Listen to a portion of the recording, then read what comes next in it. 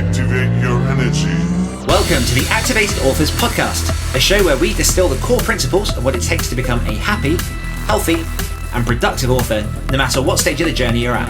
I'm your host, Daniel Willcocks. I'm an international best-selling author, as well as an author coach, speaker, and creative entrepreneur. But most importantly, I'm a lifelong student of all things productivity, psychology, and human behaviour. Thank you for joining me for today's episode. Without further ado, let's dive in. What is up, Activators? And welcome back to another episode of the Activated Authors Podcast with myself, Daniel Willcocks, and here with me every single week is... Did you just say every single ink? Yeah, I was just trying to go fast, and then I got pipped at the post. It confused me. That pesky little word, weak. It's me, Sam Frost. Hello. Hey, Sam Frost. We're Robless this week. Yeah. Someone's done a robbery. It's just, it's Rob. I I got no puns for you. I got no puns. Oh man, that's going to happen a lot this episode, I can already tell. For whatever reason, I thought my weird, gritty, thingy cough thing had gone, and it's weirdly come back today, and only comes back when I laugh or talk or have fun. So this should be a fun episode. If you hear no muting from me, which obviously why would you hear a mute, then just assume I'm not having fun. But I'm definitely having fun. Anyhow, Sam, over to you. Cool. Hi, welcome to my home studio. You'll currently see me. I'm sat on my bed yet again due to the fact that my health continues to be a mystery to the medical profession, but a pain in my constant arse. Dan just coughed. He's having a good time. My job's done. Back to you, Dan. I like that word, medical marvel, because it makes it sound positive. Yeah. You know what I mean? Like, you're a medical marvel. Mm-hmm. Awesome. I'm not Captain though, am I? I'm not a Captain Marvel. I'd love to be Captain Marvel, just because, like, I feel like not that many people like me anyway, so I could deal with that part. But, like talk about overpowered character. Yes, please. Yeah. I could do with it. Yeah. But yeah, no news on the medical front. No, nothing major. Just there's a pug trying to get onto my bed, so apologies if the camera is wobbling. Nothing major, just waiting on stuff still. I feel like absolute crap today. I have a really high fever and incredible stomach pains. So if at any point I sound weird or I go green, it's nothing to do with you, Dad. Oh, appreciate that. This time around. Yeah.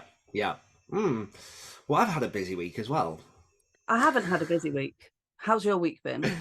You didn't ask me how my week was, but sure. How's your week been? That was kind of how your week is. How was your week, Sam? I mean, I've just told you. I don't know why you're asking me again. How was your week been? Aww. This isn't fun. It is, but it isn't. Do you know what I mean? Mm-hmm. Oh, professional. A thing happened this week that I'm not sure if I can announce because it's not really my place to do so. Thus, I'll just leave it hanging in the air like the bad part is. Did I win the lottery and no one told me? No, unfortunately not. But yeah, a really cool thing happened that's... Oh, okay, yeah. Yeah. God, Sam, come on now. I know. My brain was just ticking through all of the projects that you're doing and like Activated Authors, and I was like, I mean, there are cool stuff, but that seems like a big, the way you said it, and then my brain went, how about, Yeah, so that's cool. Like, the thing happened, the thing's quite cool, and when I can, I'll say some more. So other than that, I have the little one for the summer holidays, and we've been doing lots of walks. For 2 weeks. And we're going to get Hot Wheels. And we're going to get Hot Wheels. And a really big garage. And a really big garage. The life of a parent when you're trying to work, and it's the summer holidays. So I've been trying to get up early, get things done, all that kind of stuff, but then struggling to get up early because a thing happened that I can't go into. But then this morning I did randomly wake up like 5:45. So I was just like, oh, I'm up, I'm going to do some stuff. And I've got a load of stuff done, which I'm quite happy with. I finally finished all the edits for the Halloween story I'm doing for the Other Stories podcast. That's all being recorded at the minute by the narration team. Plus, I've roped in a few extra people as well to do some parts, which I'm very excited about. And just as a reminder for people, because this will be going out on the final day, on the deadline day of the Cthulhu chant, if you want to have your voice featured in a real life episode of the Other Stories podcast and heard by tens of thousands of people amongst a group of other chanters, then head on over to theotherstories.net/dream and you can find out all the info on how to get involved then. It's literally like a 10-15 second phrase, upload it, throw it over, and then we can build a whole cultish chant from your vocal cords. Good. Yes. Started strong, ended medium. Yeah. But good. Yeah. What else has happened? I've also built a dashboard for my author stuff in Notion, which is very cool. Yes. And I'm... Yeah, go on. I was just going to say, yes, it is cool. And Dan texted me and showed me, and I was like, I want one. I want do it you precious. one now? And he was like, well, what do you want it to be? I was like, don't ask me questions. Just do it. Make it. Don't ask me questions I don't understand or how to answer. Yeah. Well, at the minute, because I've made a few different dashboards over the last few years, and every time I'm like learning more of the things that I actually use and the things that I don't. So it's getting more and more simplified. It's more and more built in a way that it works for me. It's working very well so far. So enjoying that.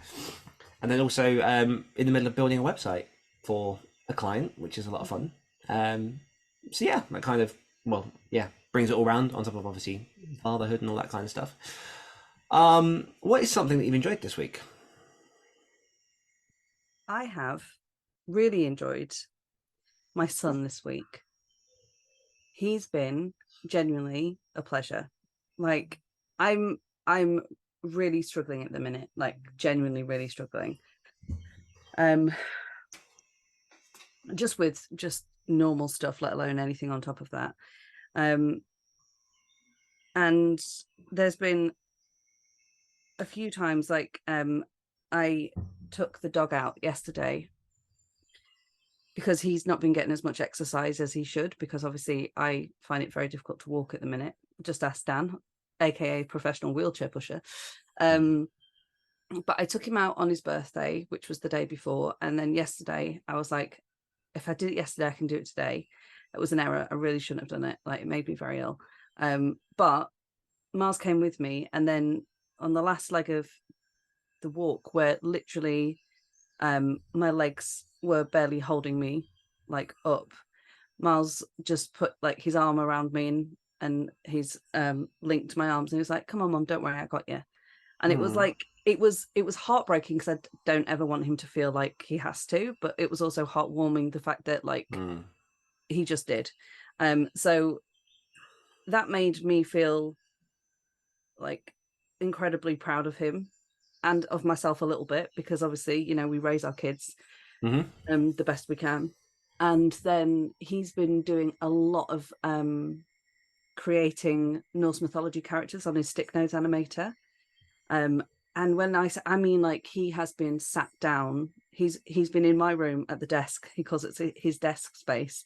And like, there's been, you know, he's had his coffee cup full of fizzy juice, and you know, he's been eating up here, and like, he's been using my desk and everything, and he's been working so hard. And he came down yesterday to show me and my sister what he'd done. And as he was pointing out everything, he was like, I'm really happy with this. I'm really proud of myself for this bit. Like, this detail, it might not look like a thing, but actually to get this, to do this is incredibly difficult. And I've on here, I've lined them all up perfectly, and I'm really proud of that. And it was just so beautiful to me to hear him speaking so positively about himself and about something that he'd achieved. And it just reminded me that, like, we all find our own paths in our own way, and just because, like, you know, kind of paths that are put in front of us for us, things like, you know, formal education and that kind of thing that we have to go down, don't fit everybody the same. And while Miles is not a fan of like traditional school and the rest of it, when he has something that he loves and he's interested in, he will like just he does what we do. Like, he just dives in, and he will emerge when he's finished. And so it was just really lovely to see him so involved in something, and then at the end of it, actually genuinely proud of what he'd done. Yes. Like he showed me my sister, then he went upstairs, and me and Rhiannon were like, "Yep." Just crying. I mean, it's raining on my face too. My eyes are a bit sweaty. Yeah. So like I really genuinely enjoyed that. Just him, yeah. It's always a pleasure to see him outside of like the term setting, because you get to see who he is, as opposed to like his, anxiety around. Yeah.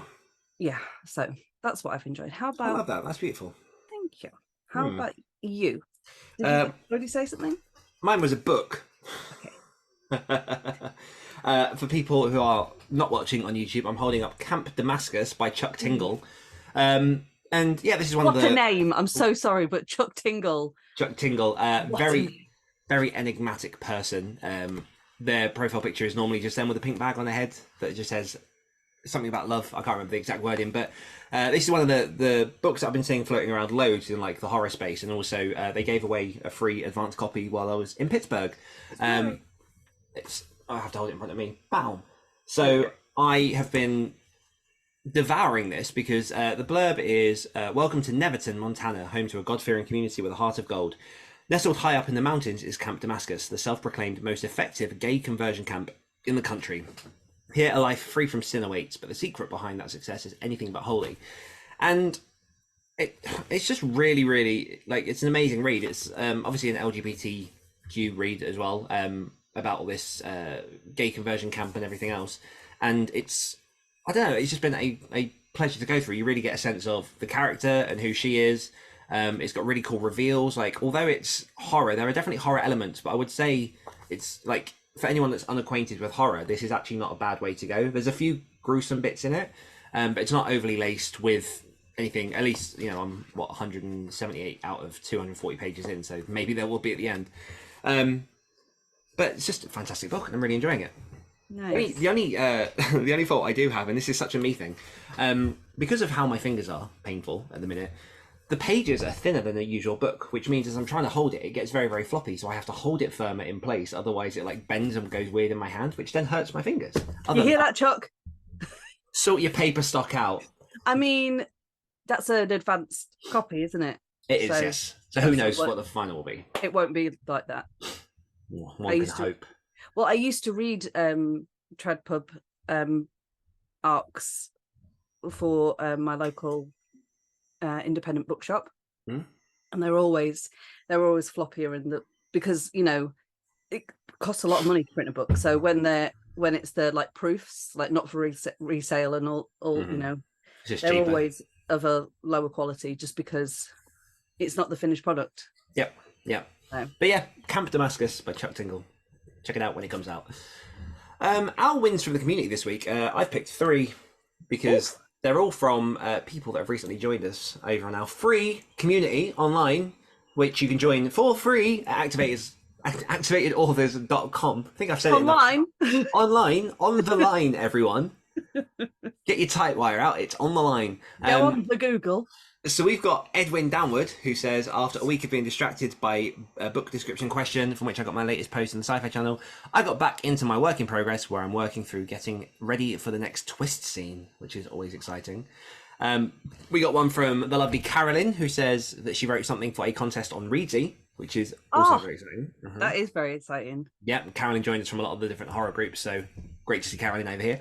Nice. And CM Simpson, I completed the edit of the book I completed earlier this month and added in the crunchy bit and got it shipped off to the next layer of approval. Who's approving it? I don't know, but what's the crunchy bit? Oh, it's the like honeycomb part. Or the almonds. Depends if you've got an intolerance or not. But yeah, congratulations to all. It's really nice to see everyone sharing the wins over on our free On The Line community. Oh, good God. Oh, are you still on mute? Because I couldn't hear you then. Well, that works out well. Perfect. Seamless. What did you say? I was about to talk, and then you went to talk, and then I was like, "Oh, you can talk," and then you were like, "Oh, you're on mute," and I was like, "Oh, come off mute then," and then I was like, "Oh, hi, let's go," and you were like, "What did you say?" And then I went around in a circle. Okay, cool. Because I was talking to tell you that I couldn't hear you talking. Ah, interesting. What's Yeah. this week's question?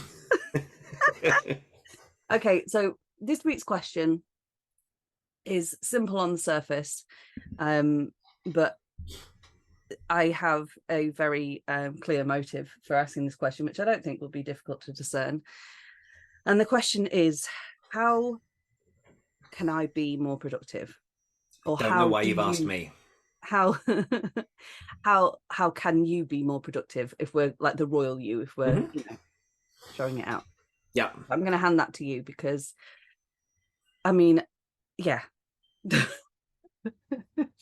Oh God, I'm going insane. Go, Dan, go. Okay, first things first, take stock and establish a baseline.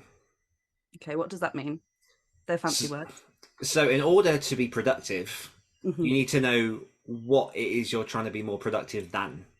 So, if you're looking to be productive in writing, and this is one of the reasons that lots of people measure their productivity in words, which we can go into a bit later, but I'd argue isn't the best way to do it. If you are currently writing 100 words a week, that's your baseline. How can you be more productive? Find ways to write more than 100 words a week consistently.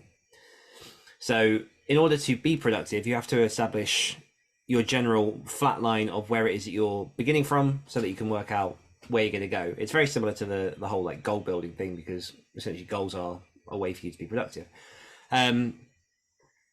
The other big thing when considering your baseline is also taking stock of what is going on in your life and what your capacities are, what time you got available, what season of year it is. I'm very much in a position where I am allowing myself these next few weeks to be considerably less productive than I would like to be, because obviously I've got parental responsibilities for this week, which I don't normally have, and that does take a lot of energy. It takes a lot of time. Obviously, I want to give everything I can to being there for the one who I won't name for fear of them saying stuff.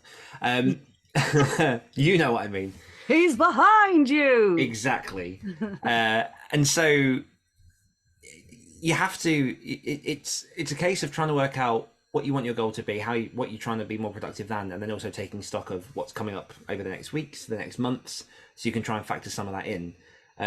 One thing that I, as a writer, struggle with a lot, and we actually had a conversation on this morning's Zoom Discord sprints with the Activated Authors Plus members, is the difference between writing and editing, because when I've been editing for the last week, which for whatever reason makes me feel less productive because I'm not producing new words. And so I'm looking at the word counts of my current work in progress. I'm going like, I'm not chipping away at that. But at the same time, editing is a phase of production. It's a phase that uses your mind power, your imagination. Like, you have to be so meticulous when editing because you're creating the final building blocks of the project that you're then going to send out to people. So I would say start super simple.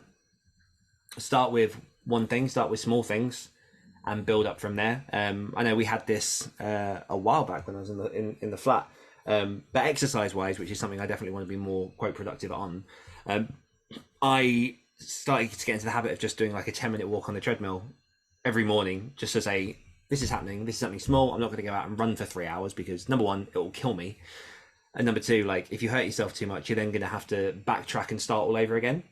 Like, I went walking with my sister's dog the other day and went, because she's a border collie, they run fast, and she wanted to run, so I went for a run with her, Nutella. That's her name, just not a dog in a jar of Nutella. And I've not run since before my accident, and so I was fine there, I was fine back, but in the final walk home, my knee started to twist because it just wasn't used to running again. And I've allowed it to heal. I'm going to start like working up and building up that muscle again because I want to get back into running. But in order to do that, again, I have to take those small steps. Like, I use apps like the Couch to 10K because it's built in times and distances and things to help you slowly work your way up. And at a point in which I didn't think I could run anymore because my knees were screwed, that app helped me because it forced me to slow down so that I could get better and speed up. Like, that's conceptually, that's the overarching principles. There's obviously like many factors of it, things that we've spoken about, things that like we all know. So like when I say take stock of your life and things you're doing, sleep is always going to have an effect on how productive you are. If I've had bad sleep, I'm more likely going to be less productive. If I'm not eating well, then my body's not being fed properly and it's not maintaining what it needs to be in its optimum place to be able to be productive. Things like finances can impact that. Things like relationships can impact that. There's a lot that goes into it, which is why I created the Activated Author Matrix, available for free on the website. And that's not just a plug to, like, as I say, it's absolutely free, so you can just grab a copy. But those kind of matrices work really well for me because they allow me to score the different parts of my life, so that not to compete with other people, but so that next month I can go, right, I'm going to try and focus specifically on this thing that I've lacked on a bit this month. And it's accepting the reality that you can't always have a perfect score, that some months are going to be harder, some seasons of your life are going to be harder. And these ones I am speaking specifically to yourself as well as to myself from the past few months as well. It's hard, especially when you want to. Like I've worked a job before in which it was sort of 40-50 hour weeks. I was full-time parenting pretty much, and wanting to be productive as well. And then it was hurting, like physically hurting, to not be able to be creative in those moments of downtime. And you work with what you've got at the time. You find that small thing, you try and get it consistent. If you fail, you try again, you build it up. And the one thing that I'll kind of cap off on, like, it's never a straight line. Like, I've had months in which I've hit 6 to 10k word days every day, and then now I'm lucky if I can get sort of 2,000 in a day. And that's not because I can't physically write that much, it's because the entire way that my life is built has changed. And so I have to accept what I can do and try and factor that in. And I think part of it as well comes back to the happiness equation that I'm sure I've said in here a few times before, but happiness equals reality over expectation. So it's in the moments in which your reality doesn't line with what you expect to be happening or want to be happening, that real discomfort starts to stir inside you and things become harder. A lot of being productive is facing yourself and going, where am I right now? What do I need to do? What are my limits? There is, this gets a bit into corporate stuff, but there is a SWOT test that you can do, which is strengths, weaknesses, opportunities, and threats. And so you look at the things that you're strong at that you can do well. You look at the weaknesses in the sense of the things that you don't do as well. Opportunities, what are the things that are around you that can help you be more productive, that you can work towards? And then threats, what are the things that are going to stop you? And there's stuff like that you can try, but broadly speaking, it's how you be more productive.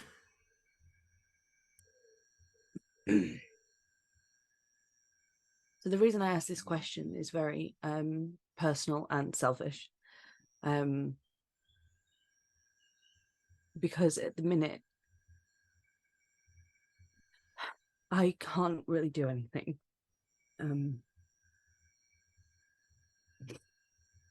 And it's very painful.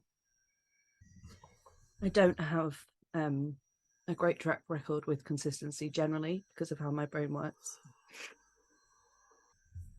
But at the minute, because either I'm in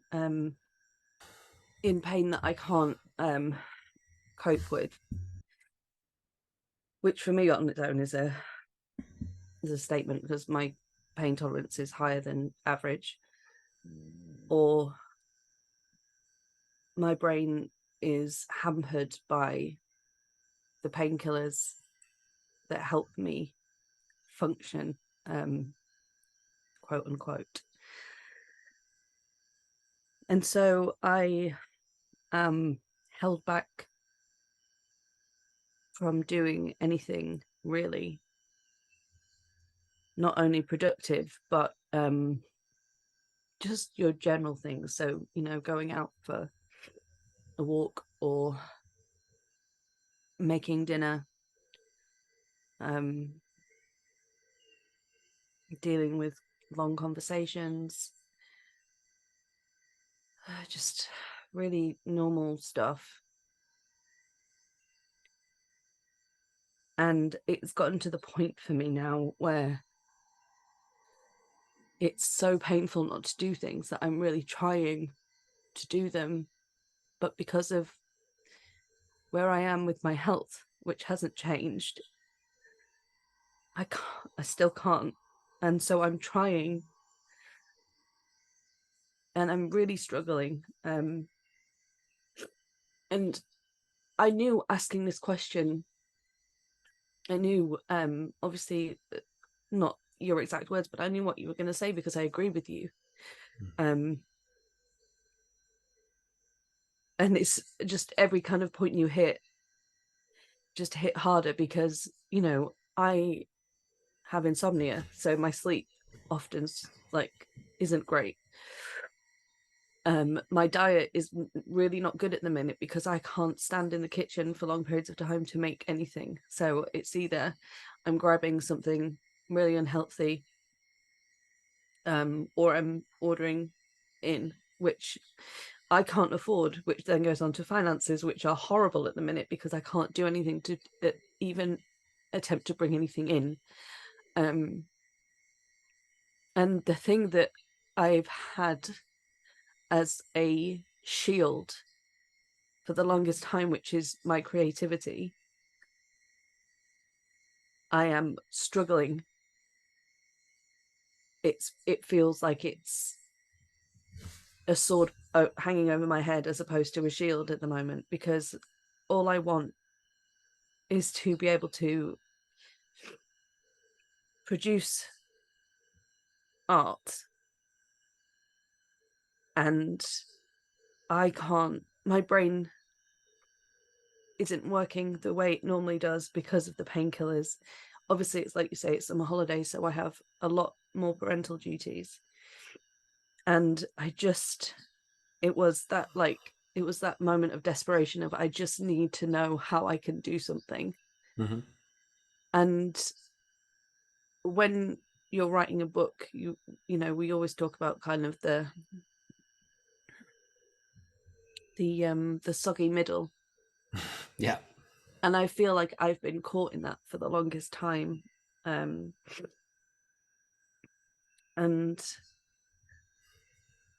it's very, very difficult. And that's putting it politely. And I'm trying to hold on to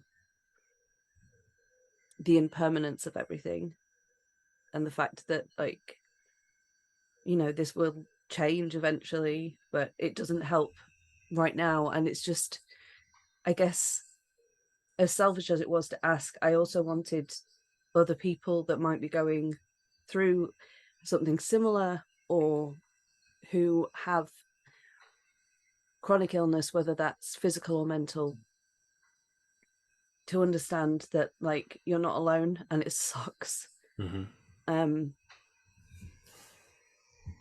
And yeah, because obviously, you know, we come on here and we talk about stuff, and I have a lot of opinions about, well, just everything really. Everything. But specifically, you know, when it comes to kind of things like healthy productivity and knowing yourself and all the rest of it. And I am day in, day out finding myself running against a wall, because all I want to do is what keeps my brain from trying to hurt me, which is create. That's what I use to keep myself safe. And there are, you know, some things that I have been doing in the sense of like sewing or scrapbooking, but it's got to the point now where it's not enough, because I know I'm doing it because that's my only option. And it's not stimulating my brain. It's not making me feel good. It's not releasing that dopamine. It's not challenging me. Yeah. So I guess, even though I know the answer, I change the question slightly and say, how do I be in any way productive right now? Because I don't know how, and it hurts. Well, so I think two things from that, one of which is the reason I started with find your baseline and find what works, because you talk obviously about like this idea of how people see productivity, or this kind of like toxic productivity stuff. Like, it's not a competition. Like, it's however productive you can be is going to be different to someone else, and like it's all well and good using people as inspiration as targets, as even if you don't know them, people to silently compete against. Like it's you've got to face, as obviously you very well know. And so I think bottom line is true. I don't even like the word productivity for this, but true productivity is what can I do today that makes me even 1% better in one area than what I did yesterday. And it builds up from that. So even if it's, I'm going to try for 5 minutes just to write a thing, just to start sketching a thing, just to see how that goes. Because obviously the situation you're in is, the pain is a real obstacle, a real barrier. And there's no denying that. In those rare moments in which the pain does ease up, grabbing a 5 minute for yourself and just figuring out, what it is that you want to get done. I know it's hard when obviously all your options are limited and stuff. And hard is again an understatement. And I really hate that you're going through this at the minute, and I assure you it won't last forever. But I can fully get, where this question comes from, why you'd ask it. And given obviously what I know about you and kind of how, again, this is why the sort of life matrix, I'm not suggesting you do the life matrix, but that's kind of, for people listening, that's why I say you do it, you base your score, because even if it's not, no one's ever going to win every single area of their life. It's just not possible. But again, to establish a baseline, to know roughly where you are, so that you can then go, okay, what's this next obstacle I need to sort? And the reality is, there are certain situations in which the creativity takes a bit of a backslide in some ways. And I'm not saying again for you, because I know that's again your defense against this stuff. But again, speaking to sort of the wider public, there are points I've had where I've had to step back on creativity and focus on life or Bailey or money or whatever, when I want to be doing anything but, because ultimately you have to make sure that your fundamental building blocks are in a place that it eases up. And if you ignore one basic area of your life, it's going to come calling to you sooner or later. So it's difficult. It's a balance of trying to get all of these things in line, and then putting the creativity in with that. But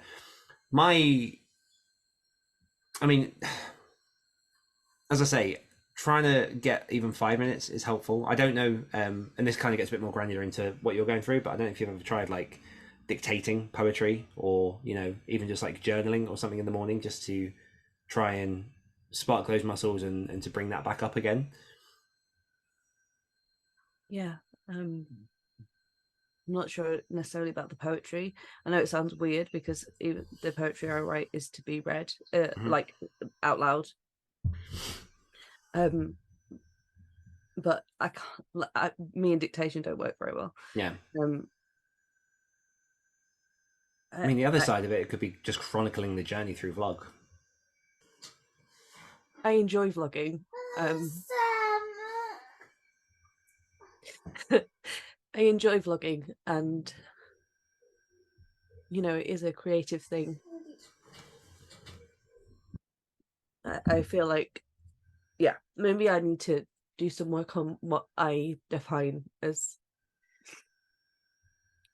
creativity, because for me, if I'm not getting my hands dirty, it doesn't feel the same. Yeah. And the way I'm at least attempting to vlog is kind of you're with me while I'm doing things, as opposed to that being the thing, if that makes sense. So yeah, I guess I'm struggling to pick up the camera, because I feel what's the point, because there's nothing to do. Yeah. Anyway. I think it's an absolute valid question to bring up, and again, given your situation and given the message of what we do with Activated Authors, it's we take into account everyone and not just the people that are flashing, how hard they're working online, how well they're doing, all that kind of stuff. Like, these are real creatives' journeys, and like I really appreciate you sharing it on the podcast and being as open and vulnerable as you are. Like, obviously I'm unsurprised because I know this is who you are, but I do think it's definitely worth, especially because I do know quite a few people that they struggle with chronic pains and fatigue and all this kind of stuff, and it is all the advice that I've kind of said today, in the way that I say them, I hope that they're still somewhat useful, as opposed to, again, like, you must get up at 5 a.m. and you must slam the weights and then you must drink 2 liters of water, all of this kind of stuff every day, which, again, if you can do that, fantastic, and I think it's awesome. But there's a whole spectrum, and again, it all comes down to you and what you're capable of and where you're at and what your limits are and what your strengths are and all that kind of thing. And so, yeah, I think it's an incredibly worthy question to be asked. Thank you. I think it's probably a good idea for us to end it there before I turn into any more of a blubbering mound of flesh. You heard her. Bye. I'm kidding. Oh, no, cough. Oh, I didn't mute it, and I thought I had. Anyhow. No. Okay. Right, well, we will wrap up there. And so, don't forget, we have a free on the line community. You can come over and join. Over it's on the line. It's on the line. Over at activatedauthors.com. There you can find all the info you need to get involved. Come and join our growing group of amazing writers from all over the genre pond.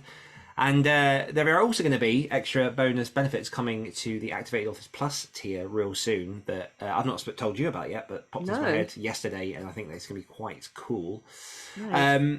Yeah, and other than that, I think there's nothing much else to shout about. So I'll say a massive thank you to you, the listeners, for tuning in. We appreciate you and the time you choose to spend with us each and every week. And as always, if you're looking to level up your writing and activate your author career, head on over to activatedauthors.com to find out all about our community, our resources, and everything else that we've got going on. One more time from myself and from Sam, we will see you next week. Goodbye. Goodbye. Activate your energy. Thanks for listening to the Activated Authors podcast. If you're ready to unlock your true potential and activate your author career, then head on over to www.activatedauthors.com to find out more.